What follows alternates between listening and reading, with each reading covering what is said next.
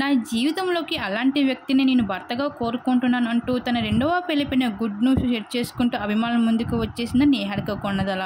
అయితే మెగా కుటుంబం ఎక్కువగా అభిమానం ఉన్నది ఎవరికైనా ఉన్నది అంటే అది నిహారికకే అని చెప్పుకోవచ్చు. అటువంటి నిహారిక పెద్దనాన్న ఇష్టం మేరకే చైతన్యని ఎంతో అంగరంగ వైభవంగా పెళ్లి చేసుకోవడం జరిగింది.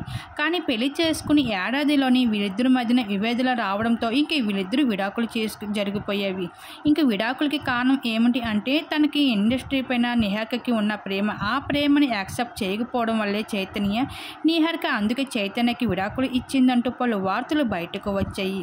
అయితే ఇప్పుడు నిహారిక తన రెండవ భర్త ఎలా ఉండాలి అని నెటిజన్స్ అడుగుతున్న మాటలపై తన పోస్ట్ రూపంలో అయితే తన మనసులో మాట షేర్ చేసుకుంటూ వచ్చేసింది అభిమానులకి. అర్థం చేసుకునే మనస్తత్వమే కాదు, ఎదుటివారి బాధను కూడా అర్థం చేసుకోవాలి, మంచి మనసు ఉండాలి. అలానే నాపైన ప్రేమ కాదు, నా కుటుంబం పైన కూడా అభిమానం ప్రేమ కలిగి ఉండాలి. అలాంటి వ్యక్తి నా జీవితంలోకి వస్తే నేను తప్పకుండా పెళ్లి చేసుకుంటాను, రెండవ పెళ్లి చేసుకుంటాను అంటూ అభిమానులందరికీ అయితే గుడ్ న్యూస్ షేర్ చేసుకుంటూ వచ్చింది నిహారిక కొణిదెల.